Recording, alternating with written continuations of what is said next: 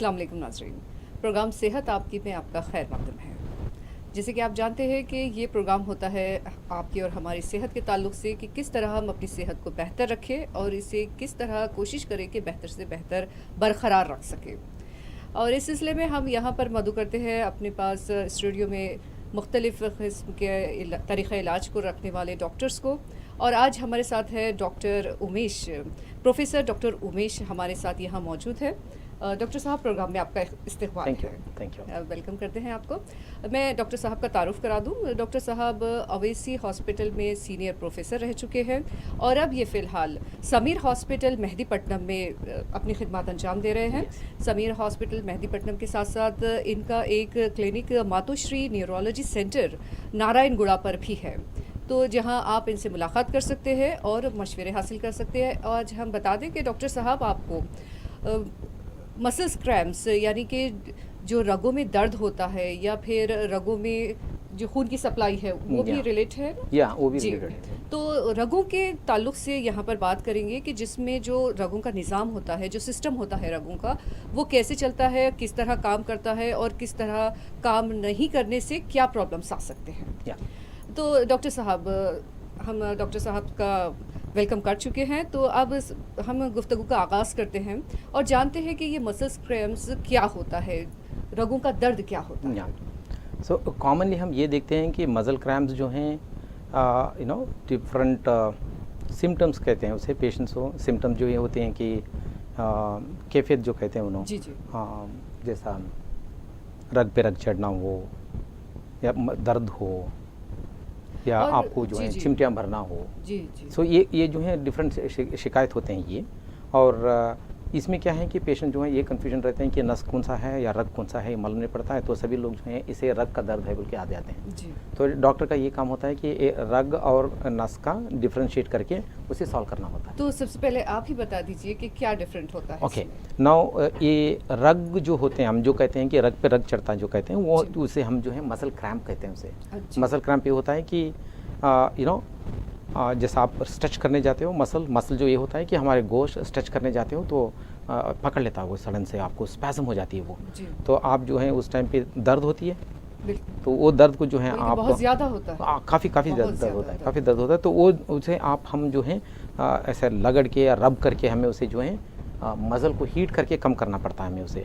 ये जो है रगों का दर्द जो होती है या क्रैम्प होता है या ये जो कहते हैं कि रग पे रग चढ़ता जो कहते हैं हम इसे, ये जो है डिफरेंट एज ग्रुप में आती है अभी। डिफरेंट एज ग्रुप तो जो है चिल्ड्रन में अलग होती है कॉजेस, उसके वजह अलग होते हैं, और अडल्ट में अलग होते हैं, और जो लोग होते हैं, जो एल्डरली पर्सन जो रहते हैं उनमें अलग होती है। तो ये यंगर एज ग्रुप में जो है यूजुअली आप देखते हैं कि आजकल, पहले हम जो पढ़ते थे तो बड़ा सा ग्राउंड रहता था स्कूल में, और अभी क्या है कि कम्प्लीटली क्लोज चेम्बर है और उसमें जो है 100 बच्चे रहेंगे और सुबह से शाम तक पढ़ाते रहेंगे। सुबह 8 o'clock स्टार्ट हो जाएगा स्कूल और शाम में 6 बजे निकल जाएगा। तो ये बच्चे जो हैं, कम ही होता है। हाँ, तो सूरज की किरण को या सूरज की रोशनी लगता ही नहीं बच्चों को, तो मैक्सिमम जो हमें विटामिन डी डिफिशिएंसी होने की वजह से ये क्रैम्प्स आते हैं हमें।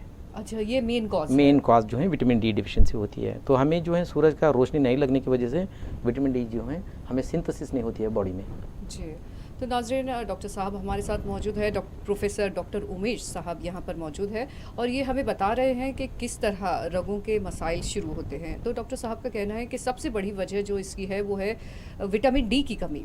अगर आपको विटामिन डी सही नहीं मिल पा रहा है, चाहे आप किसी भी एज ग्रुप से ताल्लुक़ रखते हो, अगर विटामिन डी नहीं है तो आपको ये प्रॉब्लम शुरू हो सकती है। तो हमारे साथ एक कॉलर है जी। अस्सलाम वालेकुम। जी साहब। जी, आपका नाम? मेरा नाम हमद है। हाँ जी, खबर साहब, आप कहाँ से बात कर रहे हैं? मैं पहाड़ी शरीफ से बात कर रहा हूँ। जी, आपकी उम्र क्या है? आपकी उम्र, आप कितनी एज है आपकी? मेरी उम्र 38 उम्र है मेरी। जी, आप और बताइए मेरा अपनी वेट जो है 160 है जी। और जो है मेरे को जो है कमर, पीठ के ऐसे एरिया में कमर तक जो है ना मैडम दर्द हो रहा, तो मैं जो ना डॉक्टर साहब को जो है ना बताया था, तो उन्होंने रगों का है बोल के बोले। जी जी। तो पहले बोले रीढ़ की हड्डी में जो है ना तकलीफ है बोले, उसके बाद बोले रगों का है बोल के बोले।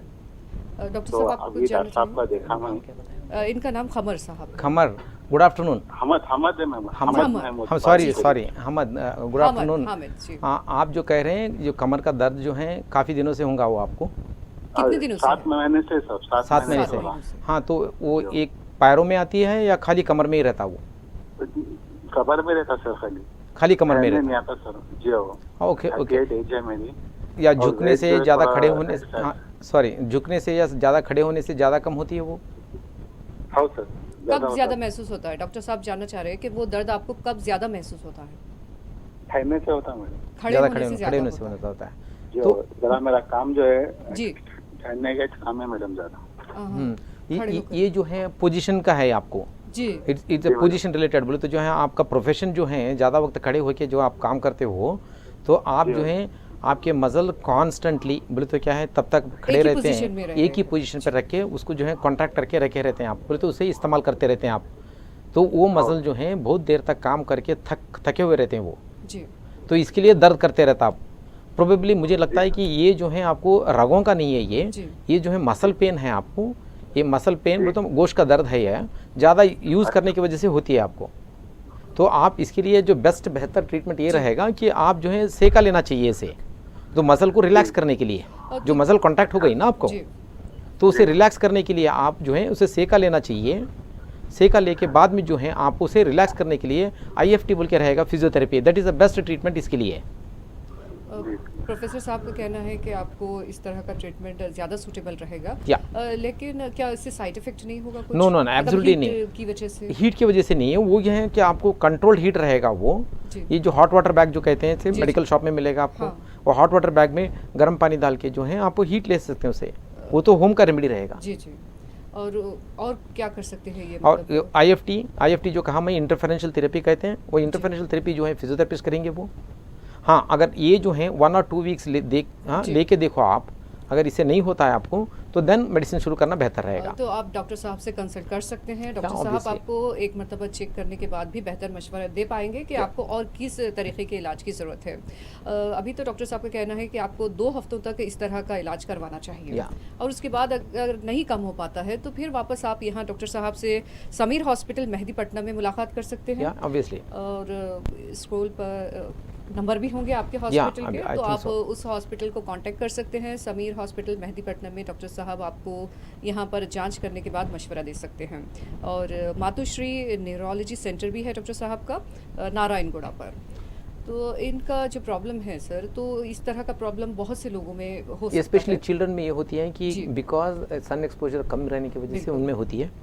एंड सेकंड थिंग अभी क्या है कि आप देखते हैं विटामिन डी रिच फूड जो कहते हैं हमें, खाना जो रहता है हमें बहुत ही कम हो गया आजकल। जी, बिल्कुल। जैसा कर्ड खाना कम हो गया, दही जे कम खाते हैं, और पैस्चराइज्ड मिल्क मिलता है तो उसमें विटामिन डी नहीं रहेगा। ओके। तो एंड देन जो इंडिविजुअल जो बच्चे जो हैं जैसा मिल्क लेते हैं, कर्ड लेते हैं, या डायरी प्रोडक्ट्स जो रहते हैं जैसा जी। पनीर हो हाँ, या चीज़ हो बटर। या बटर कुछ हो, भी, इस चीज़ों में विटामिन डी का कंटेंट बहुत ज़्यादा रहता है। अदरवाइज ये फिश जो रहे, जी, जी। फिश होगा या एग वाइट हो जा, जी। ये रागी या बाजरा, इस चीज़ों में जो विटामिन डी का कंटेंट बहुत ज़्यादा रहता है। तो नाज़रीन, आप ज़रूर जान रहे होंगे कि डॉक्टर साहब बता रहे हैं कि आपको ऐसी ग़िज़ाओं का भी इस्तेमाल करना चाहिए, ऐसा फूड भी लेना चाहिए जिसमें विटामिन डी की मकदार ज़्यादा हो, इसकी मात्रा बहुत ज़्यादा हो इसमें। और इसमें बहुत ही अच्छी चीज़ें बता रहे हैं डॉक्टर साहब, जैसे कि डेयरी प्रोडक्ट्स के साथ साथ रागी और बाजरा भी है। बाजरा हमारी फूड से बिल्कुल निकल ही गया है, या मतलब- ऑलमोस्ट महाराष्ट्र में, ओनली महाराष्ट्र में बच गए इसमें। जी बिल्कुल। तो बाजरे को भी अपनी ग़िज़ा में शामिल कीजिए। और रागी है, सर बता रहे हैं, रागी की भी आप रागी को भी मुख्तलिफ फॉर्म्स में इस्तेमाल कर सकते हैं, और इस तरह इस्तेमाल करने से आपके बॉडी में विटामिन डी की जो कमी हो रही है वो बढ़ सकती है। या और अब ये कहना चाह रहा हूँ, रागी जो है हम हैदराबाद लोगों को रागी ज़्यादा क्वाइट अनयूजुअल है ये। रागी बोले तो मानते जानते नहीं जाते से लोग, जी, इसे हम उर्दू में लचना कहते हैं। जी हाँ, हाँ fine, I just wanted to tell the viewers that it is बिल्कुल, लचना। बहुत अच्छा कि आपने कि आम लोगों को पता चल जाता है कि ये कोई नई चीज़ नहीं है, करेक्ट, या फिर कुछ अननोन चीज़ नहीं है, ये आम जो हम इस्तेमाल एंड देन इट्स करते नॉट हैं। Expensive also. हाँ, बिल्कुल, बिल्कुल। काफ़ी एवरीबॉडी कैन सस्ता सा अफोर्ड मिल इट। जाता है। Yes yes. इतना महंगा भी नहीं होता है लेकिन फ़ायदेमंद होता है, Yeah. आपको फ़ायदा पहुंचा सकता है, तो बच्चों के लिए भी और बड़ों के लिए भी ये सूटेबल हो सकता है, ये आराम से खा सकते हैं आप। तो डॉक्टर साहब हम बात कर रहे थे मसल्स क्रैम्प्स की, Yeah. तो आपने बच्चों के एज ग्रुप के ताल्लुक से बताया था कि उनको विटामिन डी की कमी की वजह Yes. से ऐसा हो सकता है। तो और क्या ऐसा भी हो सकता है कि आजकल जो स्कूल्स का एटमॉस्फेयर है, मतलब जो बिल्डिंग्स होते हैं स्कूल के, वो बहुत ऊपर होते हैं, या एंड देन ये बच्चों को क्या है कि अभी देखते हैं, आई शुड नॉट से ये स्कूल बोल के नहीं बोल रहा हूँ मैं, pattern of study completely change हो गया है हमारे बच्चों को। सो मॉर्निंग से इवनिंग तक खाली पढ़ाते रहते हैं लेकिन ग्राउंड में खेलने के लिए नहीं दे रहे हैं जी उनको। जी बिल्कुल तो ये जो प्ले एक्टिविटीज़ कम होने की वजह से बच्चों का विटामिन डी सिंथेसिस भी कम होती है। बिल्कुल। हाँ, तब जो है अगर उनको एक्सरसाइज कराते हैं, प्ले करते हैं उनको, या गेम्स खेलने देते हैं, तो नेचुरली विटामिन डी जो है सिंथेसिस होती है बॉडी पे। एक कॉलर है हमारे साथ। अस्सलाम वालेकुम। अस्सलाम वालेकुम। जी, आपका नाम? जी फरजाना है। जी फरजाना साहबा, आप कहाँ से बात कर रही हैं? जी मैं यहाँ ओल्ड सिटी से बात कर रही हूँ, जहानुमा से। जी जी, आपकी उम्र क्या है, बताना जी चाहेंगी? मैं देखिए यहाँ ओल्ड सिटी से बात कर रही हूँ। हाँ हाँ, आपकी उम्र बता रहेंगे आप? जी मेरी उम्र 40 है देखिए। जी जी, 40 साल आपकी उम्र है। डॉक्टर साहब से क्या जानना चाहेंगे आप? जी डॉक्टर साहब से क्या सवाल करना चाहेंगे आप? हाँ डॉक्टर साहब को ये बताना है कि मेरे को प्रॉब्लम कई कि किस वजह से दरा मोंडे में, और ये सोने से हो रहा नहीं, ये रखों का प्रॉब्लम है जो है, ये सोच रही थी क्या है, डॉक्टर साहब से बोले तो मालूम नहीं ना इस चीज का प्रॉब्लम हो रहा है। कॉल से थोड़ा बात करिए, देख रही थी मैं टीवी पे आप लोग का प्रोग्राम। जी जी, शुक्रिया, बहुत शुक्रिया। ख़ासकर प्रोग्राम आप लोगों के लिए ही तरतीब दिया जाता है। तो आपने कहाँ बताया, मतलब किस साइड आपको दर्द होता है? लेफ्ट साइड या मुंडा ऊपर है देखिए मैडम। जी जी जी, कंधे के ऊपर आपको दर्द होता जी है। हाँ खांदे के ऊपर। तो डॉक्टर साहब कुछ जानना चाहेंगे आप? शोल्डर। हाँ, शोल्डर पर। जी फरजाना जी, आपको जी। आप कुछ मेडिसिन ले रहे हैं थायराइड के लिए और शुगर के लिए? जी हाँ मेरे को शुगर बीपी है, उसके लिए गोली लेती हूँ मॉर्निंग में। और थायराइड? थायराइड के लिए 25 नंबर लेती हूँ। या ये दो वजह हैं आपके। जी ये थायराइड जो मेडिसिन ले रहे हैं आप, वो थायराइड के लिए, और ये शुगर के जो इंडिविजुअल्स रहते हैं जी ये पेशेंट में क्या हो जाती है कि हमें ये जो जॉइंट्स हैं हमारे बॉडी के, जितने भी जॉइंट्स हैं, आप जितना इस्तेमाल करोगे जॉइंट्स, जी उतना ऑयल प्रोड्यूस हो जाएगा वो जॉइंट्स में। जी ये ऑयल जो है आपको फ्रिक्शन नहीं होना, क्या कहते हैं उसे, हरकत। हाँ, हरकतें के लिए इजी रहेंगे वो। जी अगर आप कम यूज़ करना शुरू करोगे तो ये जो है जी ज्यादा वर्किंग करना पड़ेगा आप। वो यूज़ करना चाहिए आप, जैसा जो एक्सरसाइज करना चाहिए, शोल्डर की एक्सरसाइज। जी करती हूँ डेली मॉर्निंग। करेक्ट, ये अब कर रहे हैं आप, तो शुरू होने के बाद कर रहे हैं, वो उससे पहले। जी शुरू से बहुत वॉकिंग करती थी, वॉकिंग छोड़ दी थोड़ा मैं। हाँ जी। थोड़ा मेरे को रगों का प्रॉब्लम, ऑपरेशन हुआ था पैर के लिए, तो उस वजह के जरा वेट भी जरा ज्यादा है, बोलते वॉकिंग पे थोड़ा 1 साल वॉकिंग करी, उसके बाद में थोड़ा ये मेरे को पालिश का भी प्रॉब्लम हो गया था डॉक्टर साहब थोड़ा। तो हाँ, वेट तो जानना सर- चाहेंगे डॉक्टर साहब? नो इट्स ओके ना फरजाना जी, ऐसा है कि देखो ये यूजुअली क्या है, जॉइंट्स में हमें रिबन्स रहते हैं, हाँ हाँ वो रिबन्स में ऑयल रहेगा, जी। वो ऑयल जो है हमें फ्रिक्शन के लिए हेल्प होती है वो। जी आप में क्या होती है, ये दोनों कंडीशन रहने की वजह से ऑयल कम होती है बॉडी में, ये स्पेशली जॉइंट्स में। जी तो ये जो रिबन जो हैं वो रिबन चिपक जाते हैं वो, जी जी तो उसी के वजह से जो है आपका एक शोल्डर मूवमेंट्स जो हैं कम हो गए हैं अब, जी शोल्डर का जो है ज़्यादा हरकतें नहीं हो रहे हैं वो। अच्छा तो इसके लिए बेस्ट ये रहेगा, आप जो है आपके थायराइड कंट्रोल पे रखो, शुगर कंट्रोल पे रहना। जी अभी क्या है, मूवमेंट करने जाएंगे आप तो और दर्द होने शुरू हो जाएगा, तो और इसके बढ़ लिए वो जाएगा। दर्द कम करने के लिए आप उसे हीट करो आप। अच्छा अच्छा डॉक्टर। वो हीट करने के बाद दर्द कम रहेगा 5 मिनट्स 10 मिनट्स के लिए। ओके उस 10 मिनट्स में आप एक्सरसाइज करना चाहिए।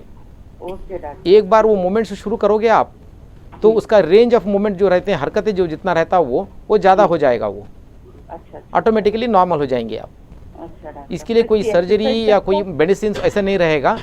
जी ये जो है मैकेनिकल प्रॉब्लम कहते हैं हम, आप कम इस्तेमाल किए, इसके लिए स्टक हो गया वो, हीट करके इस्तेमाल शुरू कर दीजिए, नॉर्मल हो जाएंगे वो। तो आपको मूवमेंट्स एक्सरसाइज क्या है डॉक्टर साहब, इसकी एक्सरसाइज कैसे करें? I think best would be, आप जो है घर के आपके जो रेसिडेंस के नज़दीक कोई भी फिजियोथेरेपिस्ट रहे हैं जी जी तो उनको कंसल्ट कीजिए, उन्होंने जो है आपको प्रोटोकॉल लिख के दे देंगे, वो स्ट्रिक्टली अडेयर हो जाइए आप बस। Okay doctor, thank you doctor. Thank you Farzana. शुक्रिया। तो डॉक्टर साहब आपने बहुत अच्छा मशवरा दिया कि जब तक आप अपने मतलब बॉडी पार्ट्स को मूवमेंट में रखेंगे। या in fact okay now out of this context now मैं ये कहना चाह रहा हूँ कि सभी लोग ये जानना बहुत ज़रूरी है।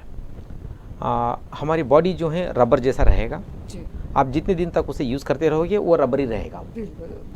जिस दिन इस्तेमाल करना बंद करोगे आप वैसे ही रखो रबर को और खींचो, एक 10 दिन के बाद टूट जाएगा वो। ऐसे ही क्या है, बॉडी को आप डेली एक्सरसाइज करते रहो, हर पार्ट्स को आप यूज़ करते रहो तो आपका वो रबर ही रहेगा और उतने ही एक्टिव रहोगे आप, फ्लेक्सिबल रहेंगे, आपको उतने ही एक्टिव रहोगे and then at the same time आपका सेहत भी अच्छा रहेगा। जी जी बिल्कुल। हाँ, काफ़ी दिन के बाद यूज़ करोगे तो वो आपको साथ नहीं देगा, जब वो अपनी प्रॉब्लम दिखाएगा वो। बिल्कुल। तो नाज़रीन, हमारे साथ है प्रोफेसर डॉक्टर उमेश साहब, जो पहले ओवेसी हॉस्पिटल में सीनियर प्रोफेसर रह चुके हैं और अब ये समीर हॉस्पिटल में अपनी खिदमत अंजाम दे रहे हैं। समीर हॉस्पिटल मेहदीपट्टनम से ये यहाँ तशरीफ़ लाए हैं और इनका नारायणगुड़ा पर भी एक न्यूरोलॉजी सेंटर है जहाँ पर आप इनसे विज़िट कर सकते हैं। सर, न्यूरोलॉजी से क्या मुराद है, मतलब किस टाइप से हम इसको डिफाइन? इसे मसल डिसऑर्डर कहते हैं, मसल का डिजीज़ कहते हैं। आजकल क्या है कि बिकॉज आवर लाइफस्टाइल चेंज हो गया, काफ़ी लोग अभी इंडोर हो गए हैं, अभी इंडोर में काम करना शुरू करे, वर्क फ्रॉम होम हो गए एंड देन टेली मेडिसिन शुरू हो गया। इवन डॉक्टर्स का भी यही हालत हो गई है, हाँ, टेली मेडिसिन शुरू हो गई एंड देन स्टूडेंट्स का कोविड की वजह से जो है हमें घर पे रहना पड़ा, तो इसके वजह से ये डिसऑर्डर्स जो हैं, हमें ये बीमारियां जो हैं काफ़ी पाइलअप हो गए हैं अभी। हाँ, तो ये बड़ा सा अलार्मिंग तो नहीं है हमें, लेकिन क्या है सभी लोग जो हैं घर पे आप रेमेडी ले सकते हैं ये। हाँ, तो कभी हद से भी ज़्यादा होती है तो इमीडिएटली हमें जो है मेडिकल अटेंशन सीकिंग करना पड़ेगा हमें। तो ये डॉक्टर साहब ने बिल्कुल सही बात बताई है कि लॉकडाउन के बाद के जो पीरियड है उसमें जब ये निकल रहे हैं सब लोग, तो उनको कई प्रॉब्लम्स का सामना करना पड़ रहा है। करेक्ट। तो ये मेंटली स्ट्रेस के अलावा ये सारी चीज़ें हैं, तो क्या मेंटली स्ट्रेस भी इसमें काम कर सकते हैं? Now coming down to middle age, now जो बीच का एज जो रहेगा, हमें जो कहते हैं कि 30 ईयर्स से 50 ईयर्स के लोगों में मसल क्रैम्प्स होते हैं, या उसे भी यही विटामिन डी की वजह से होता है या दूसरा कुछ प्रॉब्लम होती है उनमें, वो हमें जानना बहुत इंपॉर्टेंट है। ये जो मिडिल ग्रुप जो है हमें दिस लिटिल डिफरेंट रहेगा। ये लोग जो है काफ़ी एक्टिव रहते हैं, तो इनका विटामिन डी डिफिशियंसी। एक मिनट, हमें कॉलर ले या फाइन। अस्सलाम वालेकुम। हाँ, मैं अभी बात किया ना जी। मेरे को कोई प्रोग्राम चल रहा है आपके 4 टीवी पे, कोई डॉक्टर साहब जी हाँ, डॉक्टर उमेश साहब है हमारे साथ यहाँ। अच्छा, is it possible, can I talk to him? हाँ बिल्कुल, प्लीज गो अहेड। आप बात कीजिए डॉक्टर साहब से। जी हाँ, आपको क्या प्रॉब्लम है, आप डॉक्टर साहब से डिस्कस कर सकते हैं। हेलो, मेरा नाम अकबर है, मैं मेहदीपट्टनम से कॉल कर रहा हूँ जी। और मेरे को बहुत दिन से वेरिकोस हो गया है। क्या बताएं? थोड़ा सा आप ऊंचे आप बोल सकते हैं। जी, आपको क्या प्रॉब्लम हो रही है? इसके ताल्लुक से पूछना था डॉक्टर साहब से। जी, अपनी प्रॉब्लम आप एक मरतबा फिर रिपीट करेंगे? जी, मेरे को वेरिकोस है, ये पैरों की या नसों की, पता नहीं क्या प्रॉब्लम है वो। अच्छा, तो मेरे चलने फिरने के लिए बहुत प्रॉब्लम है। नहीं, अकबर कहा ना आपने, सॉरी। हाँ अकबर, ये जो कह रहे हैं आप वेरिकोस वेन्स, ये जो हैं नसों का नहीं होती है ये जी। ये जो है आप वैस्कुलर सर्जन बोल के रहते हैं, उनसे मिलना पड़ेगा आपको। ये कंडीशन में आपको जो है पिंडलियों में दर्द होती रहती है, स्पेशली रात में। अच्छा, तो ये कंडीशन के लिए आपको वैस्कुलर सर्जन को मिलना पड़ेगा, ये नसों से ताल्लुकात नहीं है ये। आप कोई एडवाइस कर सकते किससे मिलूं? आप doctor PC Gupta. Sorry, doctor PC Gupta. ये कहाँ होंगे? या प्रोबेबली केयर हॉस्पिटल। यहाँ केयर हॉस्पिटल में आप डॉक्टर पीसी गुप्ता से इस ताल्लुक से मिल सकते हैं और अपनी प्रॉब्लम उन्हें बता सकते हैं। कौन सा hospital? Care hospital, Care Banjara Hills पर। Sorry, Banjara Hills? Care hospital. जी हाँ, केयर हॉस्पिटल में doctor KC Gupta, PC doctor PC Gupta से आप मुलाकात कर सकते हैं। तो डॉक्टर साहब, इनकी जो प्रॉब्लम है, तो we were talking about the middle age. जी। तो ये मिडिल एज में क्या होती है कि विटामिन डी डिफिशियंसी पूरा कंट्रीब्यूट नहीं करता है ये। तो इसमें क्या होती है कि ये एज ग्रुप जो है काफ़ी एक्टिव रहेंगे और तब बॉडी जो है एक्सरसाइज करती रहती है, जैसा चलना हो, बैठना हो, खड़ा होना हो या क्लाइंबिंग अप क्लाइंबिंग डाउन, इसमें ऑटोमेटिकली बॉडी जो है अपनी विटामिन डी सिंथेसिस करेगा, एक्सरसाइज से भी होती है। तो ये लोग तभी एक्टिव रहते हैं तो भी इनको मसल क्रैम्प्स रहते हैं। तो हमें क्या है कि इसका पैरेलल ग्रुप देखना पड़ेगा कि इसी के जैसा दूसरे कंडीशन कौन से होते हैं।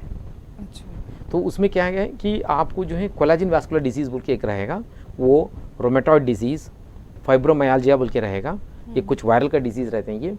ये डिजीज़ जो है काफ़ी आपको नैगिंग पेन रहेंगे और ये डिसऑर्डर्स के लिए आप जो है कंसल्टेंट को मिलना ही पड़ेगा आपको। अगर कोई कंसल्टेंट आपको ये कहते हैं कि ये विटामिन डी डिफिशिएंसी है आपको और विटामिन डी डिफिशिएंसी का ट्रीटमेंट ले लीजिए 1-2 हफ्ते, अगर आपको इम्प्रूवमेंट नहीं लगता है तो ये कंडीशन रोल आउट करने के लिए आपको कंसल्टेंट को मिलना पड़ेगा क्विकली जी। और डॉक्टर साहब कैल्शियम की भी, खासकर लेडीज़ में कैल्शियम की भी बहुत कमी हो रही है। यूजुअली कैल्शियम जो है हमें मेनोपाज के बाद ही शुरू हो जाती है प्रॉब्लम, उससे पहले भी हो रहा है थोड़ा। हाँ, that is because less exercise, come exercise होने की वजह से ये प्रॉब्लम हो रही है हमें।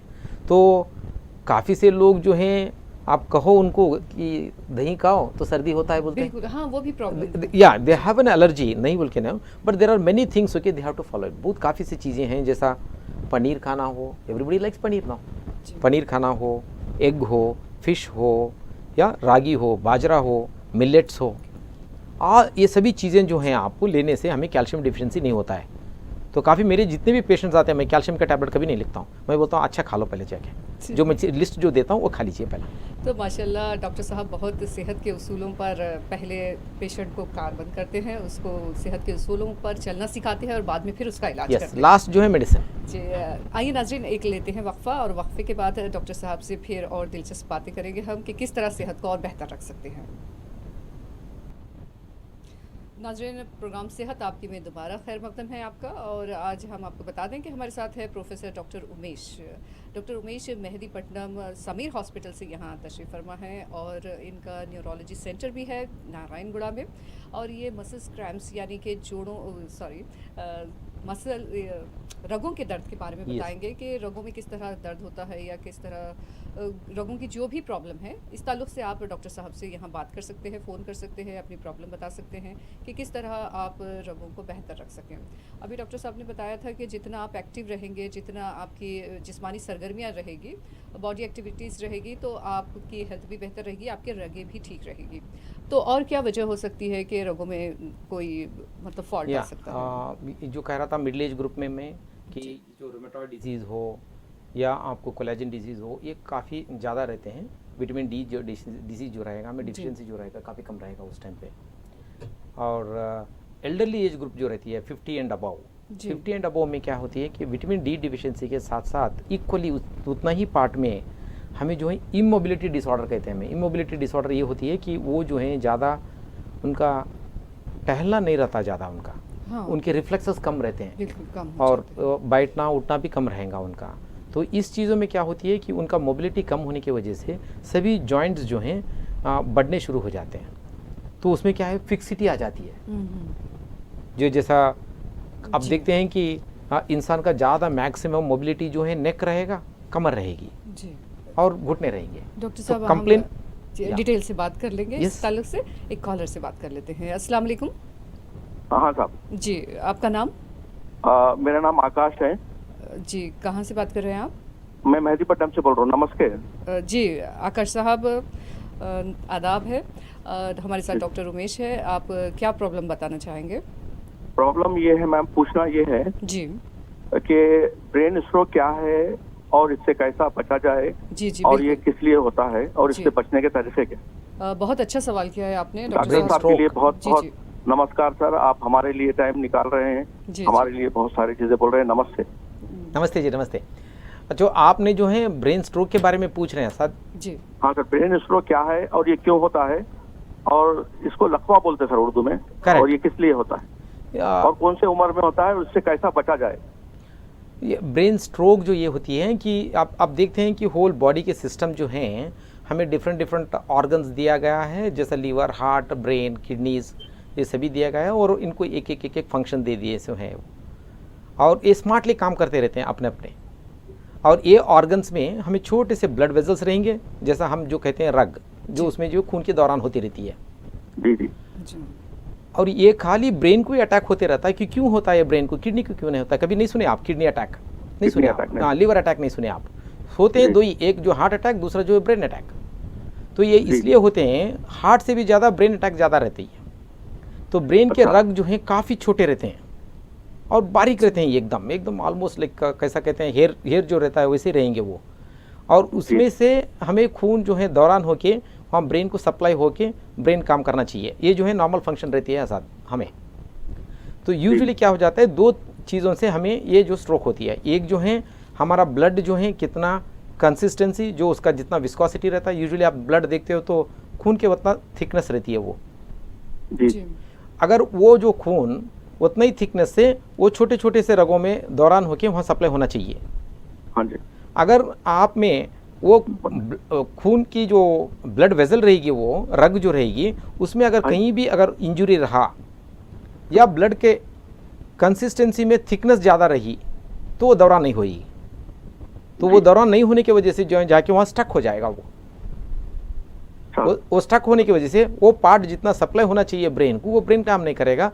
इसे जो हम मेडिकल टर्म्स में स्ट्रोक कहते हैं और ब्रेन ये अटैक कहते हैं। सर्दी से कुछ होता है क्या सर? सर्दी बोल के बोलो। नो नो नो, नहीं तो कश्मीर में सर कोई भी नहीं रहना चाहिए कश्मीर में। जी जी एब्सोल्युटली नो, सर्दी से नहीं होती है। ये दो ही वजह से, आपका ब्लड थिक होना चाहिए, नहीं तो ब्लड का वेसल जो है, रग जो है, इंजुरी होना चाहिए।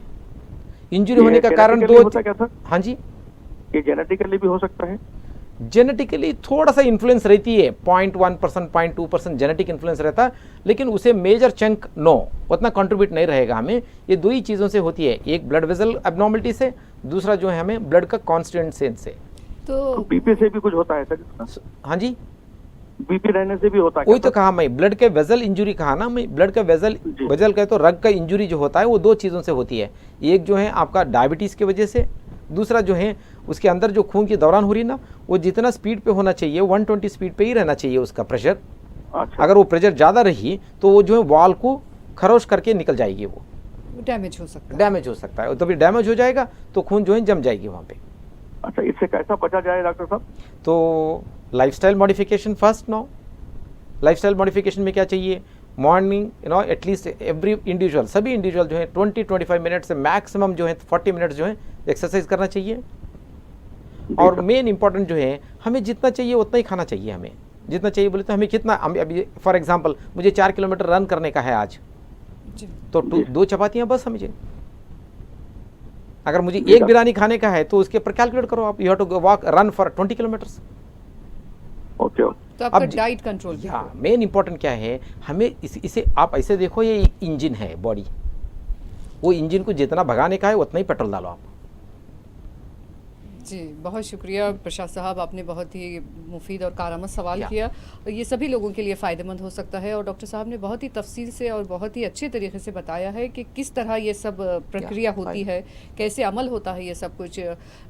लेकिन साथ ही उनका कहना था कि ऐसी कौन सी ग़िज़ाएँ हैं, ऐसा कौन सा फूड है जिसको खाने से या फिर बचा जा सकता है। फॉर एग्जांपल अभी जो है हेल्दी फूड जो कहते हैं हमें, जी vegetables is very good now. Green leafy vegetable जो कहते हैं हमें, ग्रीन लीफी वेजिटेबल का कोई क्वांटिटी नहीं रहेगा आपको, whatever quantity you want to take you take it, जो हम कहते हैं सूखा सब्जी। जी, लेकिन जिस तरह आप कह रहे हैं कि आप जितना चाहे इतना खा सकते हैं, लेकिन प्रॉब्लम यही आ रही है कि जितना कम हो उसे कम कर दिया जा रहा या है। अब मैं वेजिटेबल्स कह रहा हूँ, मैं ग्रीन लीफी वेजिटेबल्स, बाकी के नहीं, आपकी बाकी के कह रहा हूँ मैं। अभी उसमें 3 चीज़ें रहेंगी। एक जो सेडेंटरी लाइफ, जहाँ बैठ के काम करते रहते हैं, जैसा मैं हूँ या सॉफ्टवेयर इंजीनियर हो, जी जी ये सभी लोग जो हैं टेबल वर्क रहेंगे, इनको सेडेंटरी लाइफ करते हैं, इनको जो है मैक्सिमम अराउंड 14 कैलोरीज चाहिए, 1400 कैलोरीज चाहिए।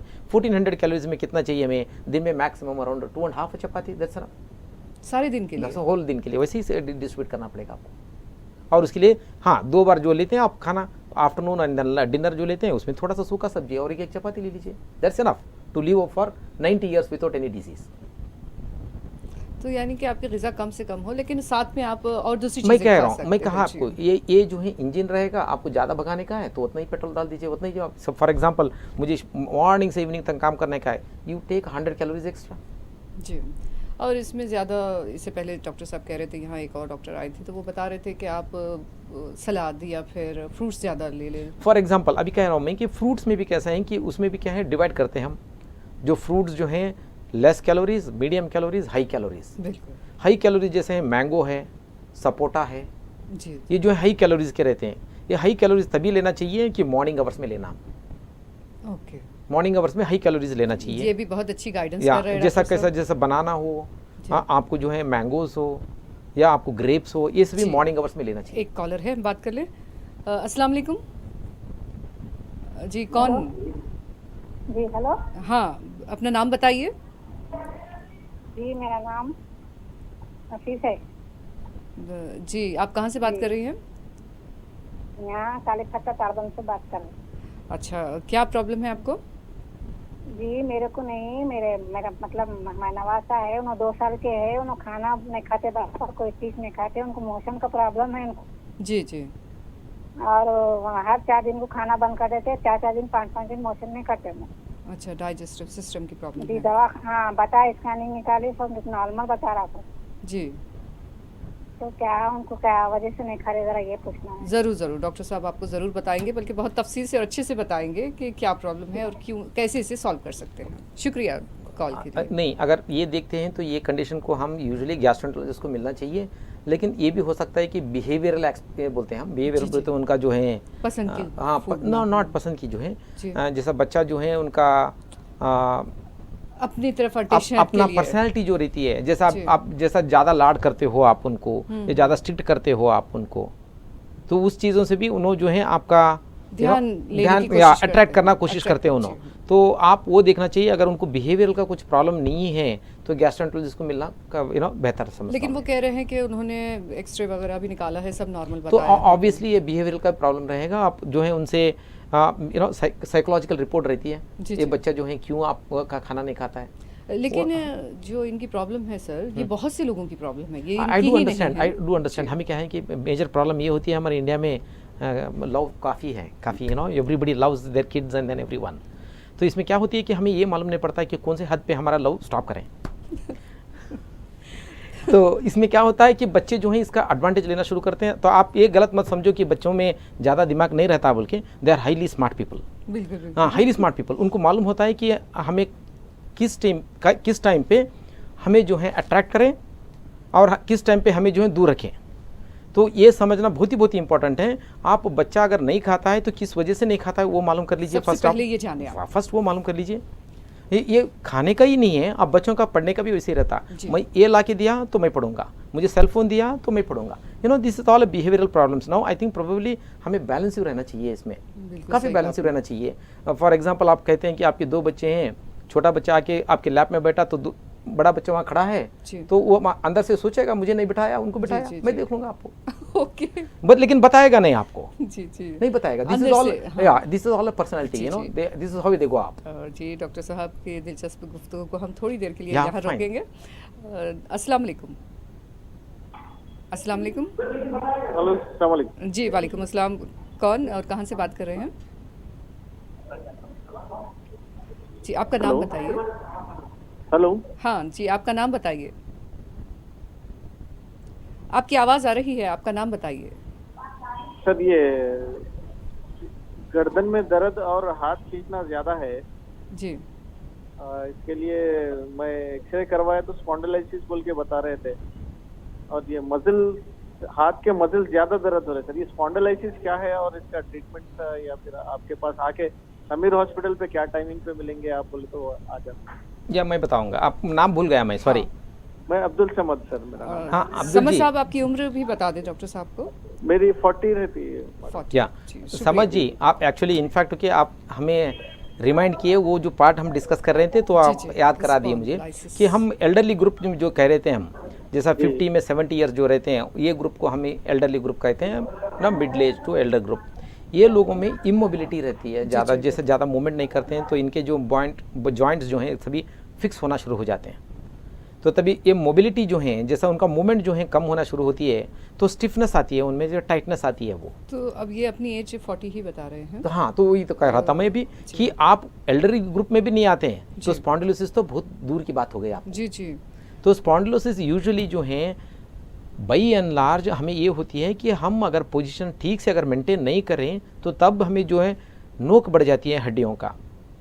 वो नोक जो है हमें छोटे से रग, जो नस जो कहते हैं, वो रग पे हमें दबते जाती है। वो जो है हमें शूटिंग पेन रहता है शोल्डर पे, नेक पे, हाथों में, और हाथों में जो है उंगलियों में हमें चिमटियाँ भरना शुरू होती है। तो सर ये कमर में भी हो सकती है प्रॉब्लम? ना, यूजुअली क्या है, एल्डरली एज ग्रुप में हमें मूवमेंट नहीं करने की वजह से जॉइंट स्टिफनेस रहती है, तो इसको जो है काफ़ी से लोग इसे लंबार डिस्क कहते हैं, गैप आ गई कहते हैं, सर्वाइकल स्पॉन्डिलोसिस आ गया कहते हैं। कि मैं कहने का ये है कि मोबिलिटी फर्स्ट चेक कर लीजिए आप before somebody labels you as a spondylosis, one. Second thing, जैसे समद कह रहे थे अभी जी जी। कि मुझे कोई कहा कि स्पॉन्डिलोसिस है और 40 इयर्स हैं, तो यूजुअली 40 इयर्स में हमें नहीं होती है, अनलेस 40 इयर्स के इंडिविजुअल जो है ड्रिलर्स वो कहते हैं, देखो वो रोड के जो ड्रिल करते रहते हैं, उनके होल बॉडी मूवमेंट होती रहती है, तो वो वाइब्रेट होती रहती है, उन लोगों में होती है।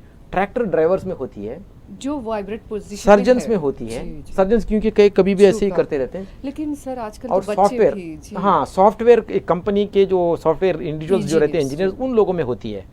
जो आदमी एक्टिव रहता है usually by and large it is because of the position, सबसे अहम पोजीशन ये it's because of the position. So ये पोजीशन की वजह से आपको नेक दर्द होती है, तो वो पोजीशन आप फर्स्ट जो है आपके कंसल्टेंट से मिलके वो रियली स्पॉन्डिलोसिस है या पोजीशन की वजह से मुझे जो मसल पेन है वो मालूम कर लीजिए समझ। जी, सबसे पहले आप वजह जाने कि वो किस लिए हो रहा है, किस तरह हो रहा है, फिर उसके बाद हम आगे का स्टेप ले सकते हैं। लेकिन अभी आप कह रहे थे जो पोजीशन की बात है, तो आप हम देख सकते हैं कि हमारी सोसाइटी में छोटे बच्चे हो या बड़े, हर कोई मोबाइल फोन थामे अपनी गर्दन झुकाए बैठा नजर आता है। अभी लाइफस्टाइल चेंजेस हो गए क्योंकि क्या सो मच मॉडिफिकेशंस आ गए। अभी every individual online classes now, ये ऑनलाइन क्लासेस की वजह से भी बच्चे भी जो हैं आपको नेक पेन, बैक पेन कहना शुरू कर दिया है। एंड इसमें क्या है कि आपको एक मैं सीक्रेट बताता हूँ, ये सीक्रेट जो है it is available freely everywhere. No, ये जो होती है कि ये जो होती है, आप एक पोजीशन अगर होल्ड करते हैं मोर देन 20 मिनट्स तो आपको वो जो दर्द शुरू होती है, तो आप क्या करना चाहिए, तो वो 20 मिनट्स के बाद स्टॉप करके वो जो मसल यूज़ कर रहे हैं आपको उसे स्ट्रेच कीजिए आप।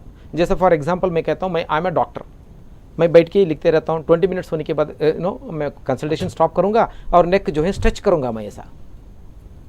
ये स्ट्रेच करने से या बैक को स्ट्रेच करने से आपको कोई भी दर्द नहीं होता, ना स्पॉन्डिलोसिस होती है आपको। तो इसका माने ये होता है कि कौन से भी मसल, कौन से भी जॉइंट मोर देन 20 मिनट्स एक ही पोस्चर पे यूज़ नहीं करना चाहिए। ये सबसे this is most important to avoid any diseases.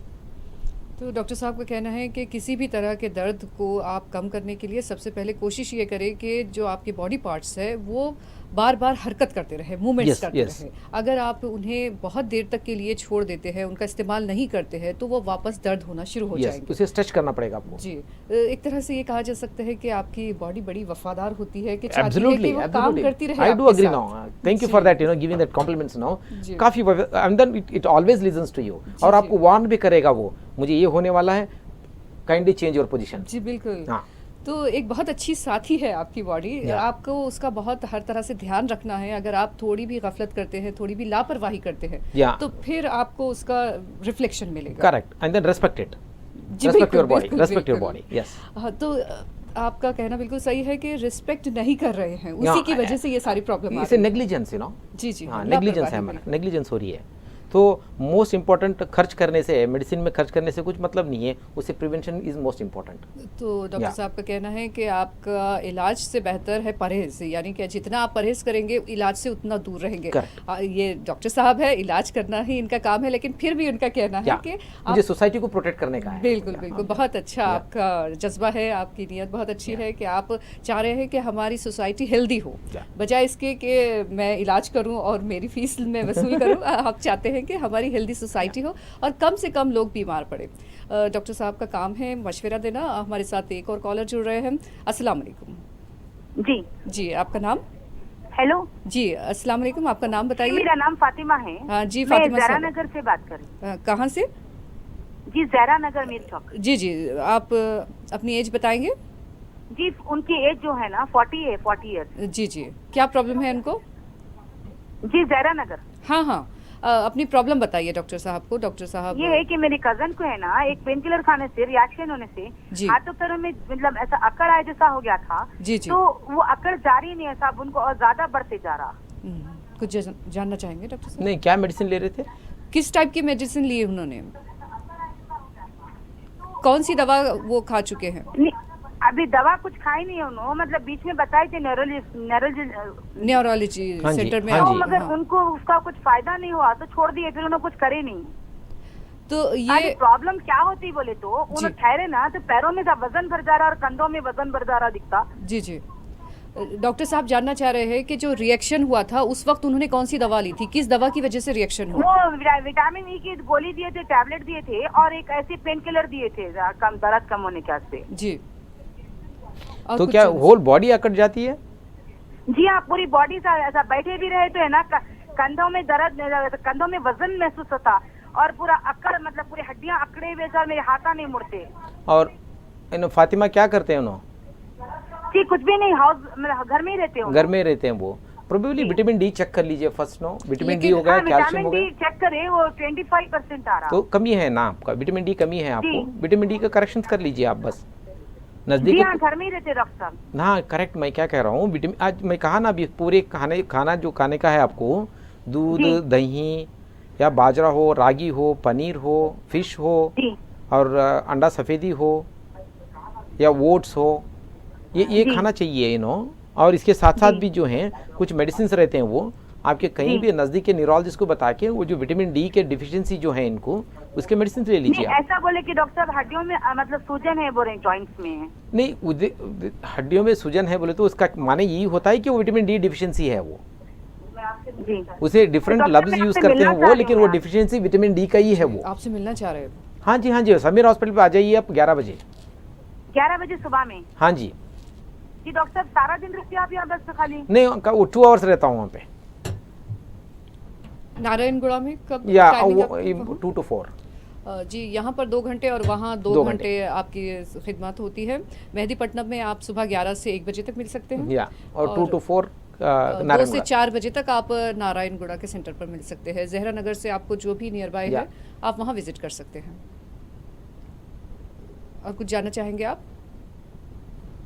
Ji doctor साहब, इन्होंने जो एक अहम बात की जानिब हमारी तवज्जो दिलाई कि जो रिएक्शन हुआ था वो विटामिन डी और पेन किलर टैबलेट्स लेने के बाद हुआ है। यूजुअली जो है पेन किलर्स जो है एंटी इन्फ्लेमेटरी रहते हैं जी। मोस्ट ऑफ द पीपल क्या हो जाता है कि बॉडी का रिएक्शन होता है पेन किलर से, जो बॉडी का सूजन होती है, रैशेस हो जाते हैं, मुंह सूज जाता है। तो इनका वही कहना है कि वो लेने के बाद ही उनको ये सारे सिम्टम्स आने लगे। तो वो लिया क्यों उन्होंने?